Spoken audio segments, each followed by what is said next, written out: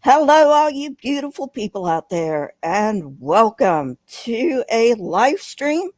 And today we have the one, the only Godless Engineer, aka GE, aka John. How you doing, John? I'm doing pretty good. I had to take Xander back to his mom's earlier, so just had some dinner and watched a TV show, and I'm pretty relaxed. How are you? I'm doing pretty good.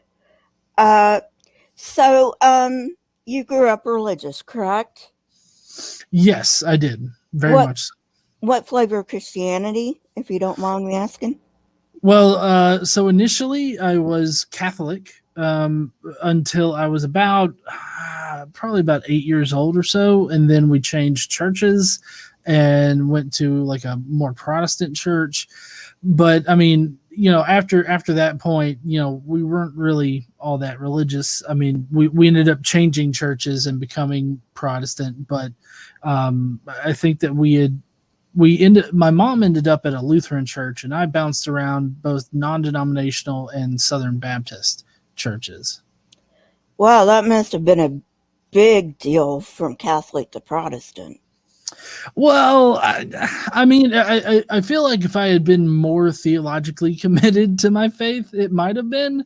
But I mean, for me at the time, being that I was like 8, I really didn't know all that much. Like, I knew that we believed in God and Jesus died, and we're all supposed to feel really bad about making him do that and everything. And there are things that are sins, and you should feel bad about them. But I mean, as far as like being theologically committed and understanding Catholicism, I really didn't understand a whole lot about it.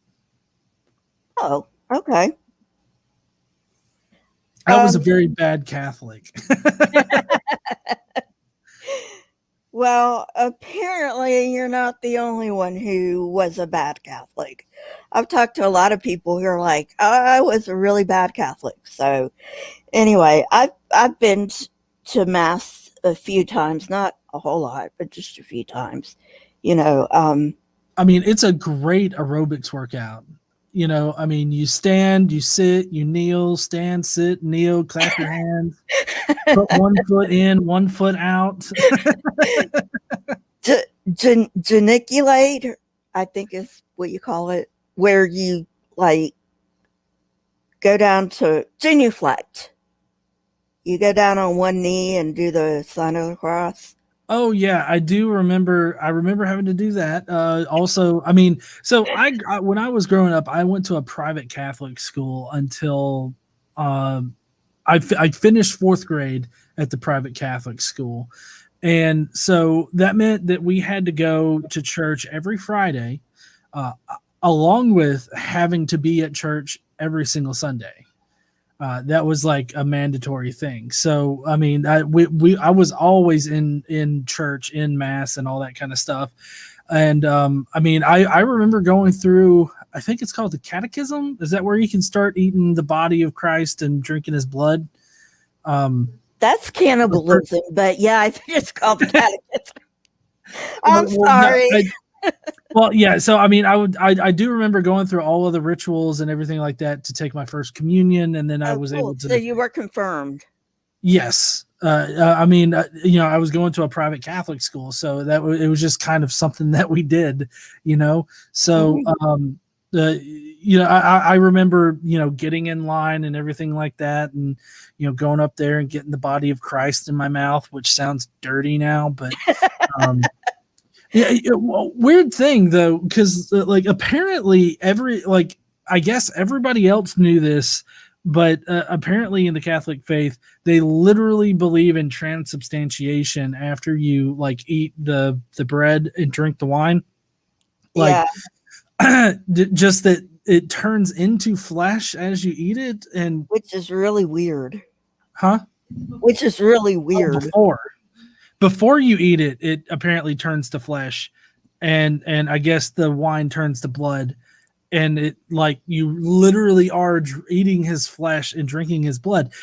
I never knew that. Like as a Catholic, I only found out later when KC and I started dating, and she was telling me about her Catholic experience, and I'm like, wait a second, what? Oh goodness. I'm sorry, GE.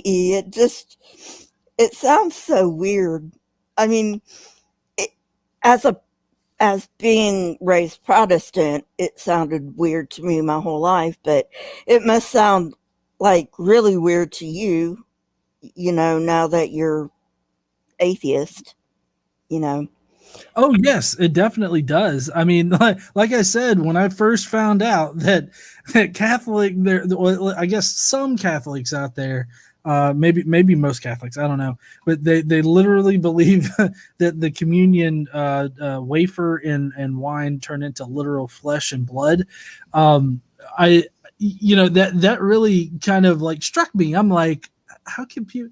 Because like when I was 8, my biggest concern was, is it really okay for me to drink this wine? I mean, I'm 8 years old. I'm definitely not 21. This might be illegal. I'm going to do it anyways because because we're in a church. It can't be wrong if I'm doing it in a church. I guess was my very naive point of view at that point. So, where did you go after fourth grade? Well, so after fourth grade, which what happened in fourth grade for me was, I kind of wised up and realized that everybody in my class was a dick, especially a dick to me. And so I was like, I just, I don't want to go here anymore. I want to go to public school.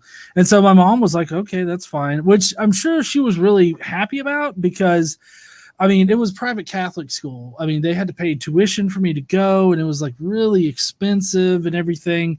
And so, with me wanting to come out of private school on my own volitionally, um, she was pretty happy about it because now she doesn't have to pay for the private school, which oddly enough the private school actually did a lot better than the public school that I ended up going to because I was pretty advanced like coming out of it. But it was a pretty big transition going from private school to public school because at the private school you had uniforms and it's like, well, do I want to dress up like ketchup today or mustard or whatever this white is? Like, I don't, mayo, I guess that would be mayo. I mean, we literally were dressed like condiments going to school. And it was just so odd to me that it's like, wait, are you saying that I can wear jeans and just whatever fucking shirt I want to? Yeah. Why didn't I do this ages ago? Yeah, is, is my first private school, we had uniforms like every single day. It was the same fucking thing. We didn't have the white and the yellow. Um, but my second private school, we could wear what we wanted as long as it was skirts and it had to be below the knee and, you know, um, the blouses for the females couldn't show cleavage and all that. But anyway, sorry to interrupt. no, that's fine. But going from private school to public school, I mean, it was a bit of a shock, because obviously I didn't get away from the dicks. There were still dicks at the new school, but I felt like it really helped me prepare for the public middle school and high school a little bit more so than the private Catholic school. But I mean, ultimately, I was much happier, going from one to the other. Um, I like the kids at the public school a lot better. But like I said, it seemed like the Catholic school. I don't know if maybe I just prepared better than the public school was expecting or something like that. I'm not exactly sure, but I just know that I went to the public school and I didn't have any problems like uh, you know educationally, and I even got placed in the advanced mathematics when I got to middle school, which apparently I'm just now realizing this, but my son actually placed a lot better than I did because I Oh, only cool. placed in the advanced mathematics. I think maybe I did advanced mathematics and advanced like social studies or something. But like English was just not my forte whatsoever. Like I just did not do good with English. What's Yeah, it's just the opposite. I'd rather diagram sentences than divide. See, I was always like really good at math. Like I was able to grasp it.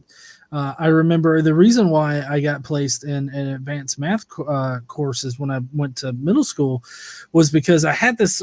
I don't know if you know those like children's learning computers.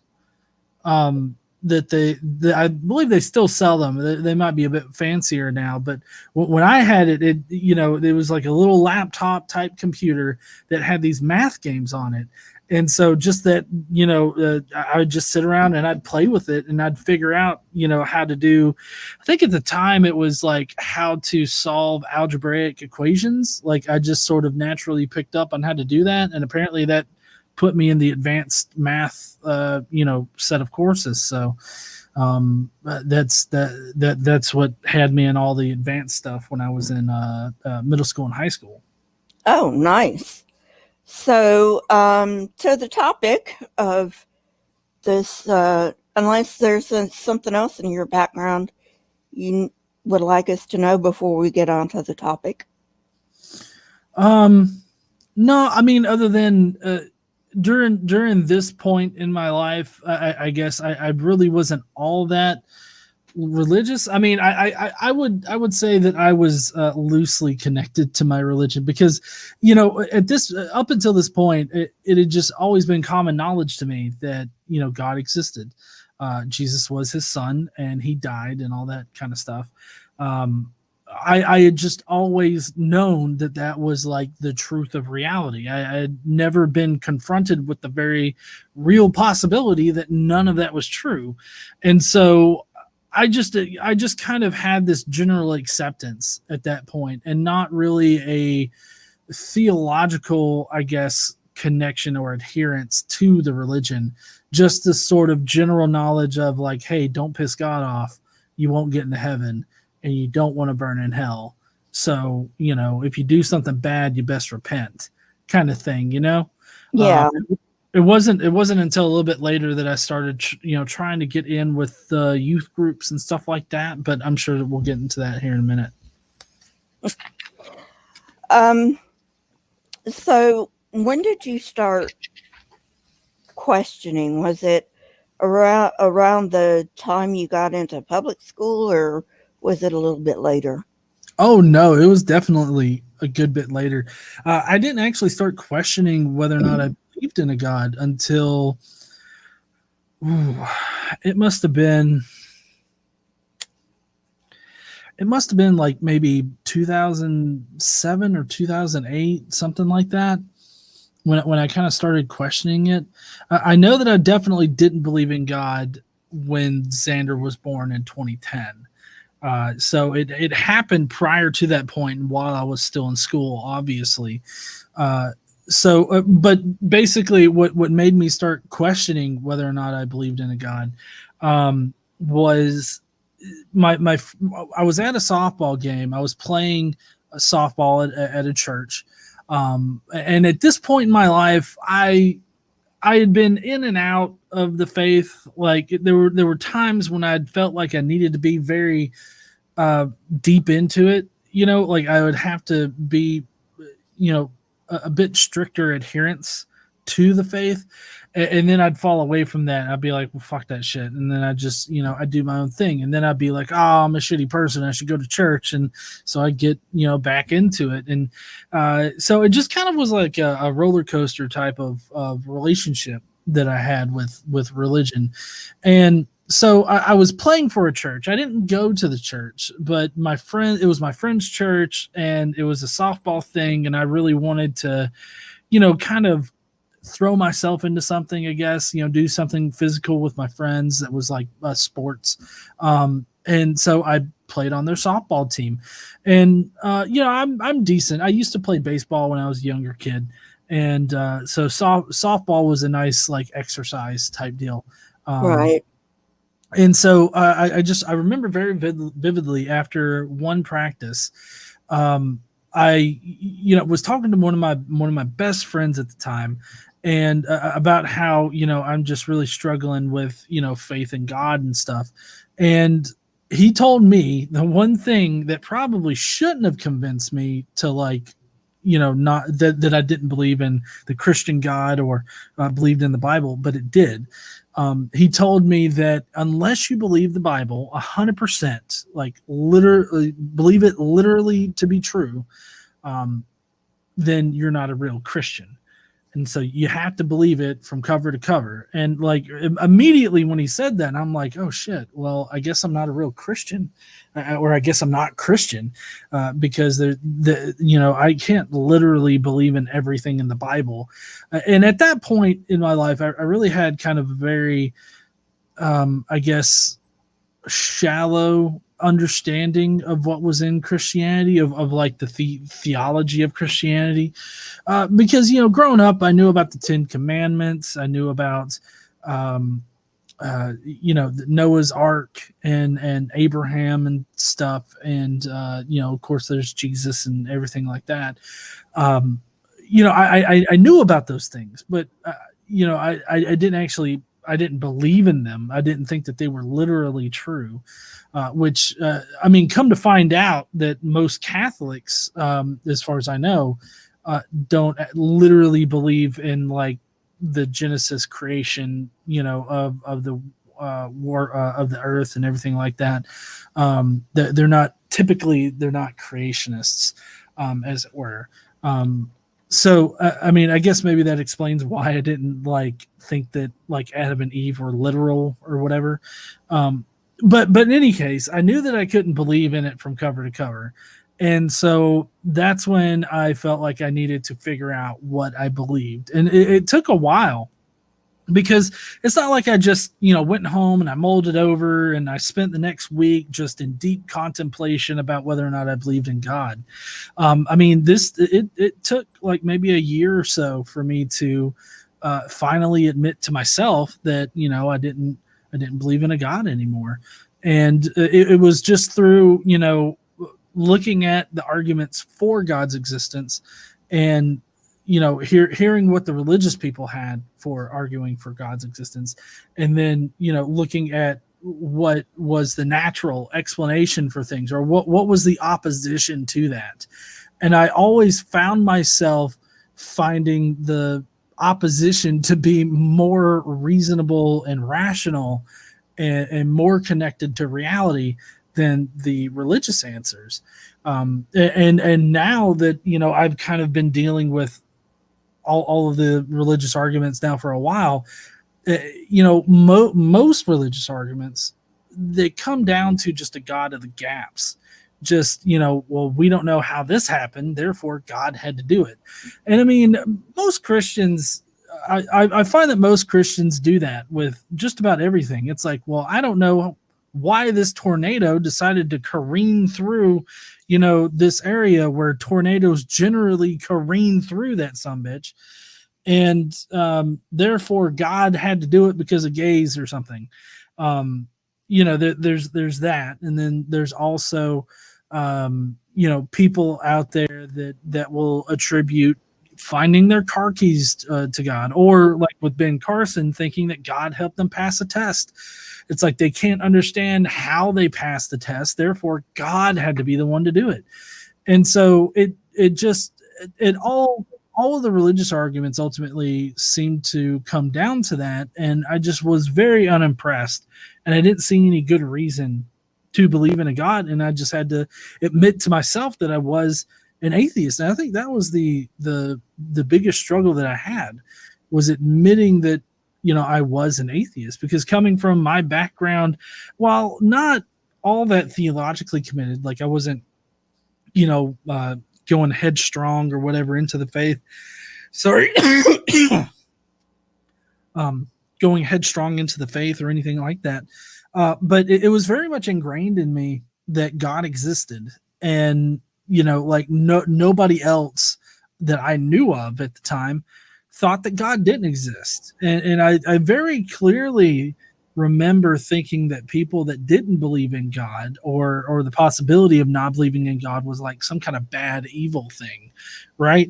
And so it it got to the point where I had to admit to myself that I didn't believe in a God. And you know, after admitting that, being able to accept like the fact that I didn't believe anymore, I mean, that lifted, a great weight off of my shoulders, like a great, um that just an uncomfortable like feeling about myself, because I felt like, I was, I guess, bullshitting or something.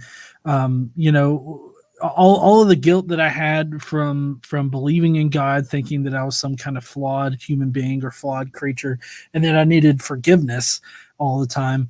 That got lifted off of my shoulder. Yeah, I definitely had to it was like when I realized that I didn't believe anymore, I was like I felt I'd lost something because I was one of those gung ho Christians. I mean, I was literally drinking the Kool-Aid, if you know. Um so and when I realized I didn't believe anymore, I felt like I lost something. Um Yeah. and so you got to figure out a way to deal with that. Well, there definitely were times when I was that, like, I guess, theologically committed to the faith. I think that my main motivation was just like, companionship with other people, because I would like go to a Bible study. I cannot tell you anything that we really discussed in the Bible studies. I don't remember a thing from it. I remember Bible studies that I've had with KC since, not just because they're recorded and on the channel, but they're very memorable. um, but I mean, I was, I went through a point in my life where, I went with my friends to like Christian rock concerts, and I remember at one point in time I got a necklace that had a cross on it that was three nails that was intricately put together. And like I had that, and I was like, yeah, I got this now. And I remember wearing it, and it's now thinking back on it, it's very odd, because I mean, I would go into these, uh kind of, I would go into these waves of wanting to be very religious, I guess. But to me, religious wasn't like constantly studying the Bible and changing my personality radically, to where I, hated people that I wouldn't have hated before. Like, I was still the type of person that reached out to the lonely kid, like in class. And I never shunned anybody. Although I will say that, especially being in the South here, I had a lot of different pressures on me, Mhm. uh, from like either parents or peers, and so while when I would become very religious, I never really changed like my core person as to who I was. I Mhm. just I felt like the thing I needed to do was be in church and praise God and sing those songs that make you feel all the lovey-dovey things, and are supposed to really kick in those neurochemicals and everything like that. And I thought that that's what I was supposed to be doing, and that's how I got closer to God. But it was never like a theological, I guess, commitment. It was more like a commitment to God, like a commitment to me policing my own life, Mhm. like my own behavior and stuff like that, and not so much worrying about other people's. Because I mean, right now you've got a fair number of Christians that feel like they have to police other people's behaviors, and I was simply just never that kind of Christian. Yeah, I know, right? Like who cares who has sex with who or what bathroom John Doe goes into. You know what I mean? Come on. Um, does it really matter? I mean, it's Yeah. not like they're doing it in front of you. Well, and what I was speaking about, like peer pressure and like pressure from my parents and stuff like that. I just I remember as in high school, I dated this one girl, which in high school date, Hmm. I dated this one girl who, who, now that I look back on it, was very silly, and I felt it some of the times it was very silly, but I mean she was a genuinely good person, and so that's what attracted me to her, and she was she was a witch. And so I tried to never let my preconceptions really steer me away from anybody. um and that, I mean, I don't think that there's anything wrong with being a witch or a pagan or anything like that now. And I didn't then, but the reason why I brought up the whole peer pressure thing is that, I felt very pressured from like uh people that I went to school with, as well as like my parents and just my friends and everything like that. I felt a lot of pressure to like not associate with somebody like that, and you know I I did let it get to me, and we ended up like breaking up and everything, and it was just one of those times where peer pressure made me make a decision that I don't necessarily regret now, but I feel like I don't feel like I should have made the decision at the time to break up with her for that reason. Like I'm sure that it would have been something else down the road, but Right. um, but I mean, at that time, I very much succumbed to peer pressure, and that peer pressure was just, she's a witch. Ew, don't get near her, and stay away from her. And I kind of let that get to me. I see. Yeah, I used to be a Wiccan, and I'm going to cover that in my channel sometime. I don't know when. But anyway, um, so so tell us about the youth groups. I was part of a couple youth groups growing up. They were all in the Protestant type, you know, Hmm. um, and I never really the only things that I did with the youth group was like go to Wednesday night church, which was when all of the kids came to church basically and did their youth worship service, right?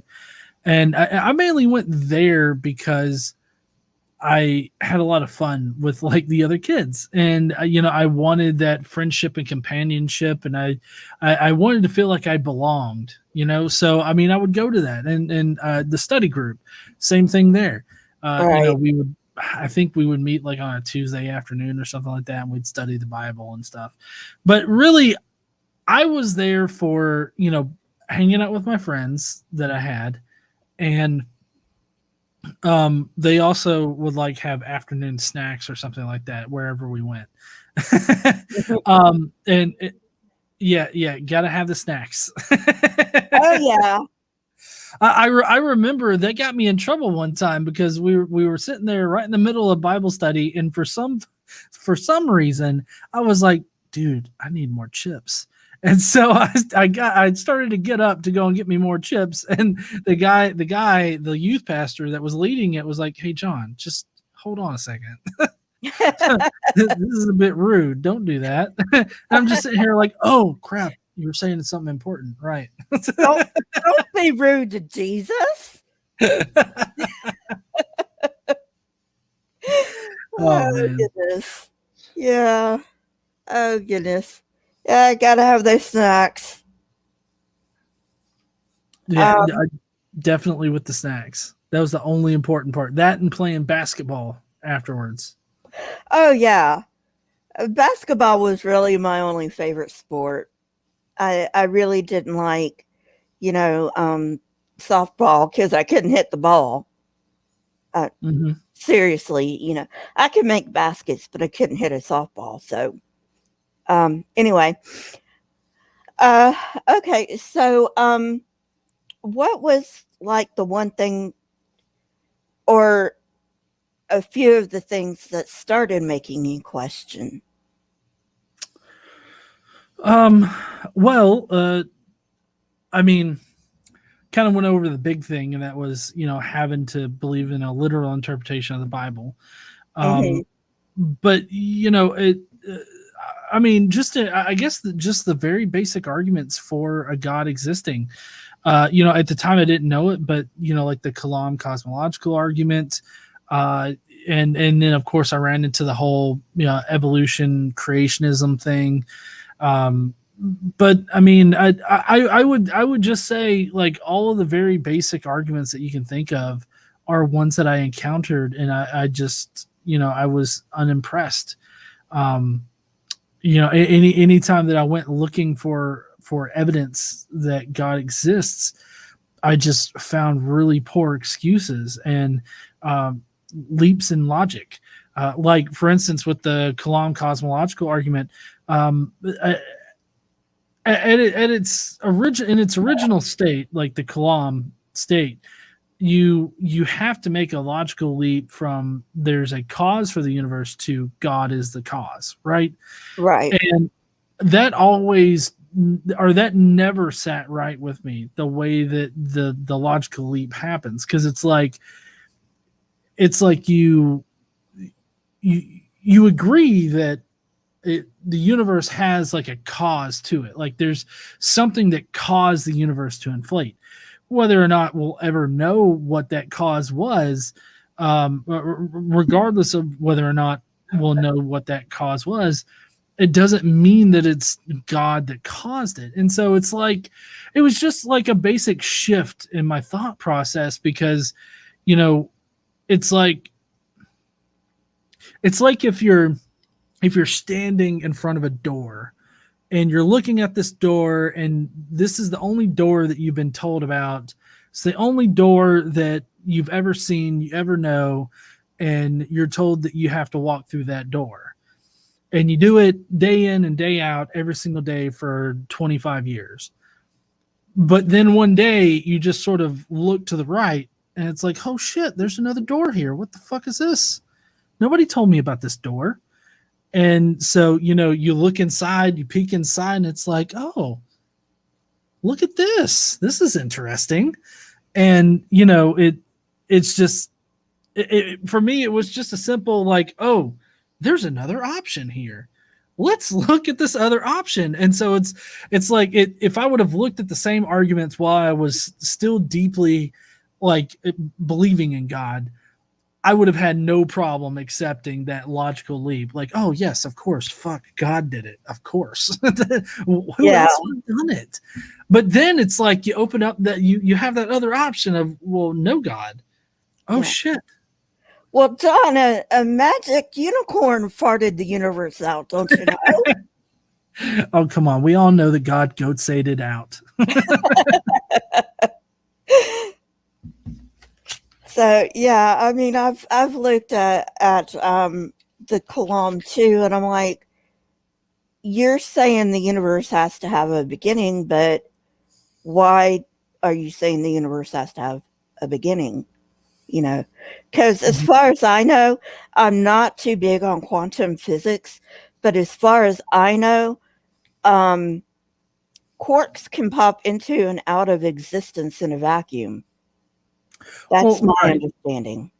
Well, I mean, so it's more like an energy transfer, like the energy fluctuates between different states, and so that's what it makes it seem like it's popping in and out of existence. Is what the virtual particles that I think you're referencing are.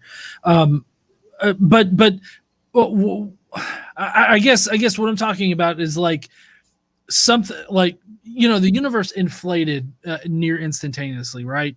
Right. And we have like the cosmic microwave background radiation that shows that that indeed happened at one point.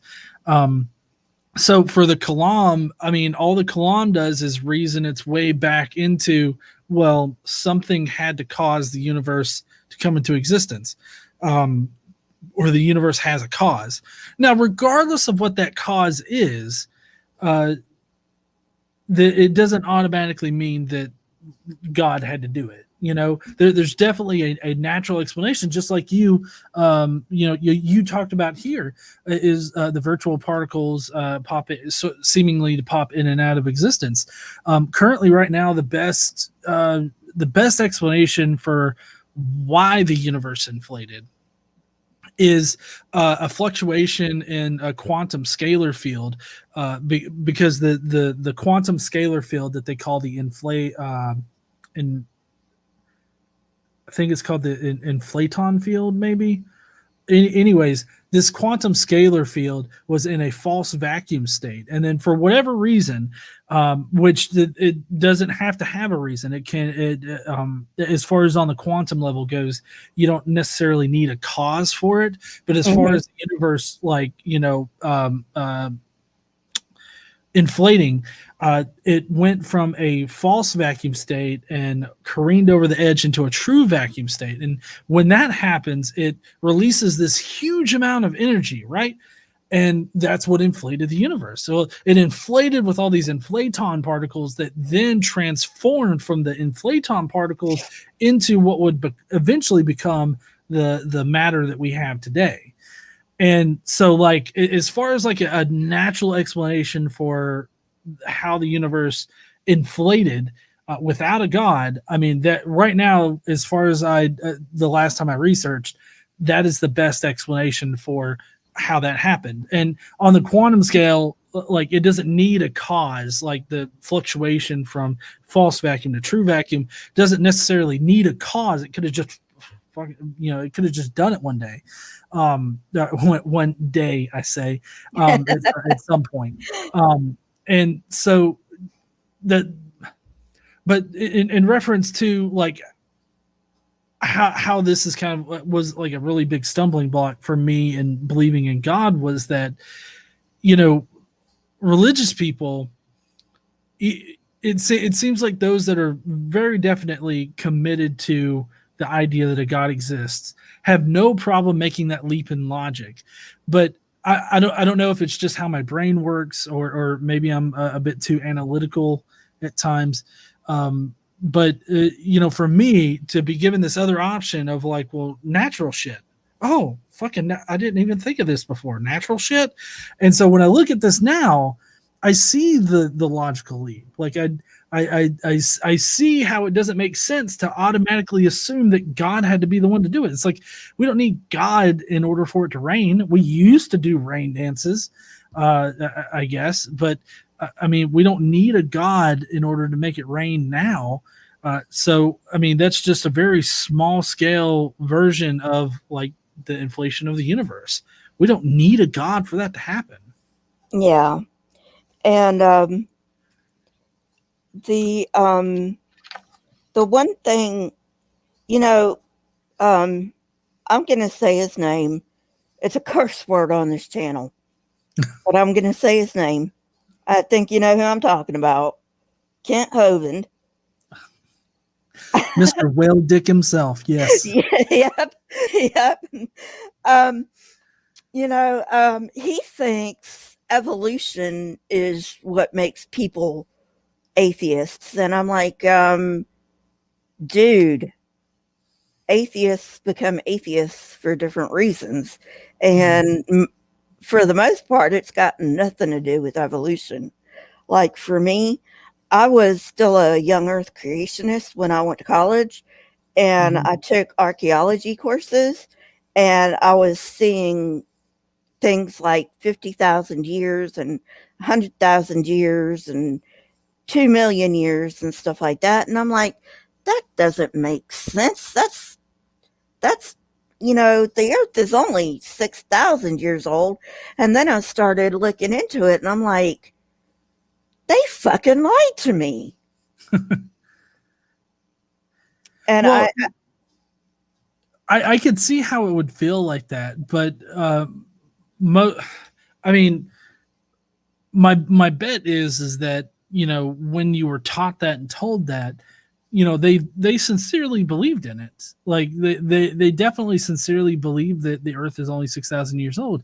But like for me, like I never had a problem with evolution Mm-hmm. whatsoever, you know um and which is kind of weird, because I definitely remember thinking about how, well, if the Bible's true, then Adam and Eve are the first two humans, which I know now is ridiculous. Um, but I remember thinking, like, well, if Adam and Eve were the first two humans, then everybody's related to each other. And at the time, when I was like, I don't know, maybe 10 or 11, I was like, oh, that's really cool. Like, now I'm thinking, damn, that's a lot of incest. Like, that's a lot of brother, sister, cousin fucking right there. Mm-hmm. And me being from Alabama, I realize it doesn't look too good right now with the fact that I didn't see anything wrong with brother or cousin, sister fucking Yeah. uh, type shit. But when I was a kid, I didn't really think about like that part of the equation. But the reason why I'm pointing this out is that I also really loved like dinosaurs Mm-hmm. and knowing things about dinosaurs and everything like that. Like I loved dinosaurs in general.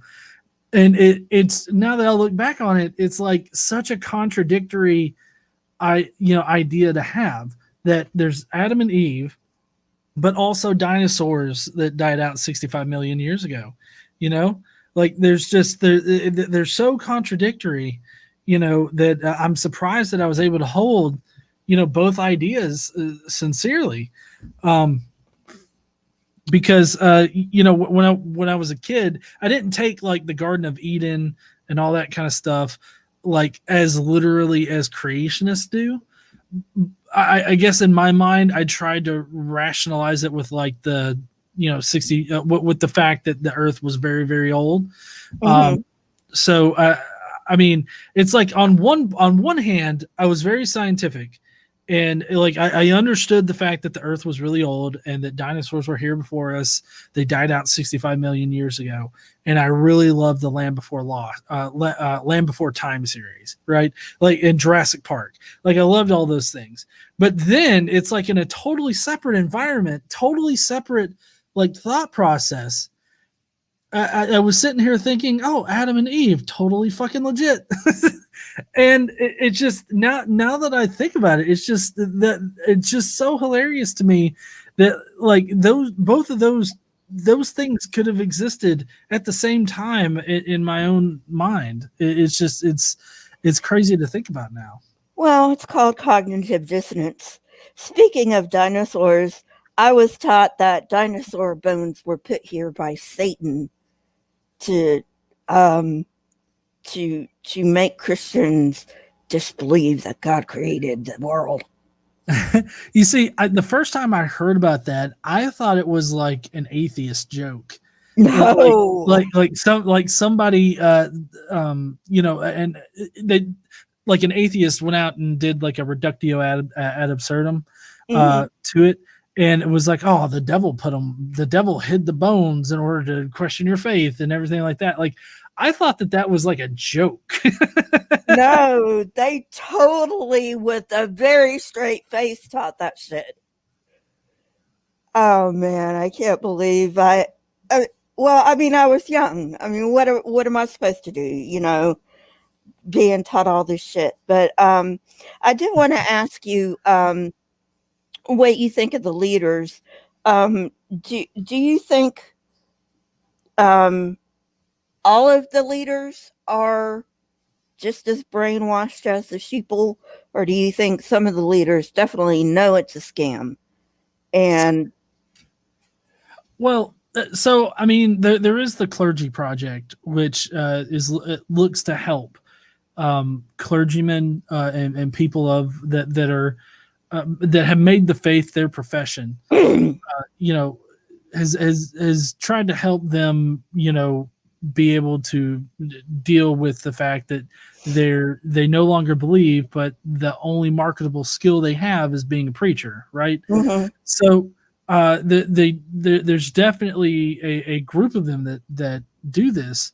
But I think for the most part, especially with the fundamental creationists, I mean, I think that they buy it hook, line, and sinker, because from what I can tell, the preachers and priests and all that have lost the faith, they tend to at least from what I've heard, they focus on the actual good moral aspects that are contained within Christianity, right? Because you can definitely, even as a kid, I could recognize the good moral lessons to be learned from the stories they were making us read, in school, Right. because being a private religious school, we actually had a religious class, like religion. It was something that we had. It was a class part of our day, and so even as a kid, I could grasp the good moral teachings that they're supposed to be teaching us with these stories and everything. And so I as far as my experience goes, the ones that have lost the faith, they tend to focus on the good moral lessons that are to be taught using the faith, and not so much a literal adherence to or belief in the faith. Mm-hmm. I mean, sometimes people can't really get around having to do that because of the audience that they're talking to. Right. But I feel like for the most part, again, just my own experience, they tend to just focus on the more moral aspect of trying to teach people good morals, using scripture and everything like that to slip in the message of the good morals and focusing on that rather than what the Bible says. I feel really bad for people that are in that position. I don't think, though. Well, I say that there's no way I can know it, but I really don't think that there's any pastors, preachers, or anything like that are atheists but are doing it maliciously, like Okay. they're maliciously being a priest or a pastor or anything like that. I'm not going to say that there's not anybody out there like that, but I think that it would be very much a slim to none type of situation. Okay. All right. Um. Well. Uh. Why don't you go ahead and show whatever it is you want to show? Oh, shill. Yeah, if anybody wants to find me, y'all can find me over on Godless Engineer here on YouTube.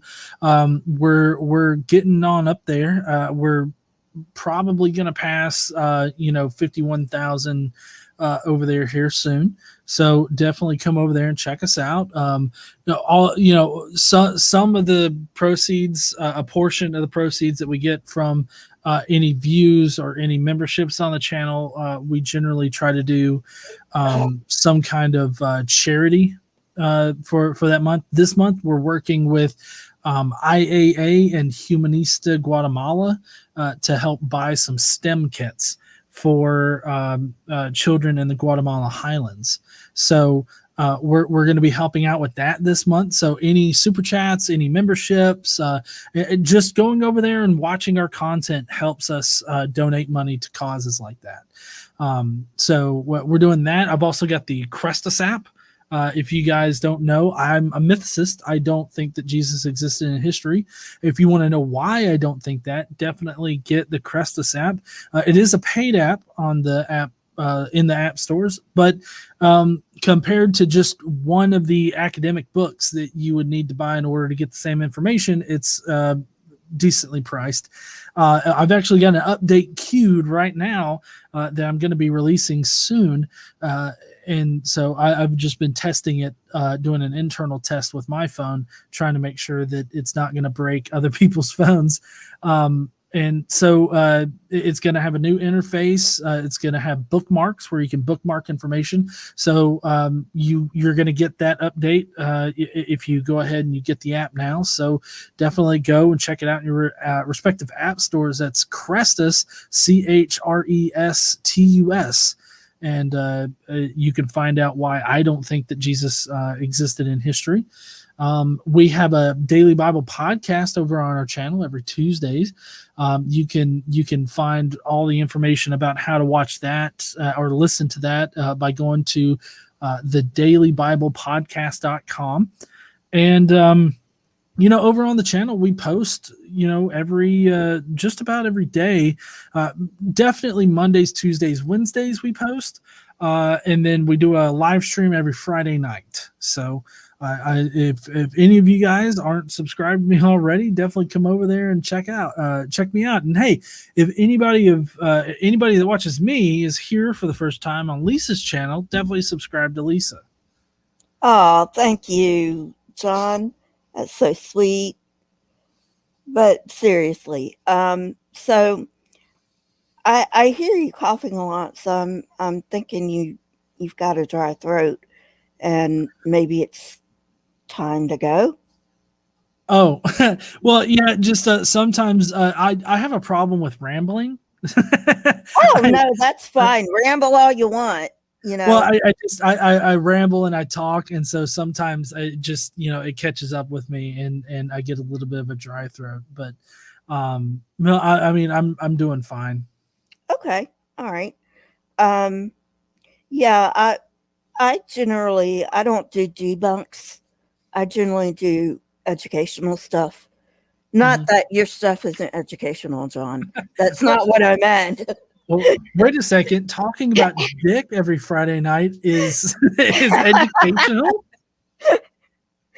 And I also have Saturday live stream. I make fun of the Bible. That's at 4 p.m. Pacific Standard on Saturday. And then Atheist Church is on Sunday, 4 p.m. I call it Atheist Church because I just like the idea of it. And I go through different things that, Christians believe. And so, yeah, if you are not subscribed to Godless Engineer and you are subscribed to me, I don't know what the fuck you're doing because, because Godless Engineer's um, a bigger YouTuber than I am, and he's been doing this longer than I have. So, yeah, but if you haven't seen him yet, go ahead and go check him out. He does great debunks and definitely puts, creationists in their place. And so, yeah. I try to. I mean that with the evolution stuff, I sometimes I get things wrong. Just like with the flat Earth stuff, I would get things wrong. So my strongest though is non-educational commentary on how ridiculous religion is. And then I guess Christian history is probably one of my stronger um, uh, subjects. Yeah. And, the way you hear the way Christians talk about it, you would think their history was like all uniform and whatnot. And it is not at all. In fact, the Catholic Church had to um, tamp down a lot of um, sects that were vying for control of the people. And if it Mhm. weren't for the Nag Hammadi texts, we wouldn't even know about these people.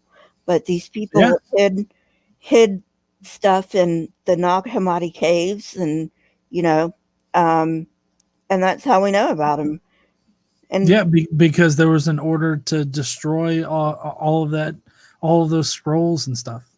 oh yeah, yeah. And I will say some of them believe some really out there stuff.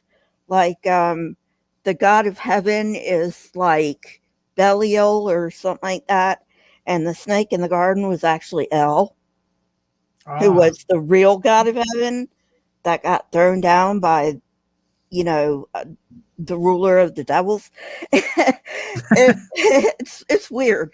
Um, that I actually cover that in my Origins of Satan, this last Origins of Satan episode. So if you want to know that, it gets crazy.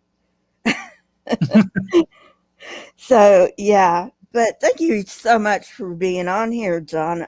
I really do appreciate it. Oh, it's no problem. I always like coming on people's channels as long as I can, as long as I know far enough ahead of time and I can work it into my schedule. I'm always up for coming on to people's channels. Yeah. Well, I think that'll be it for today, unless you've got something else you need to say or want to say. No, just everybody subscribe to Lisa if you're not already subscribed to her. Thank you, John. You guys have a wonderful, wonderful day. And I will see you on Saturday for Saturday live stream. So see you guys later. Bye, heathens.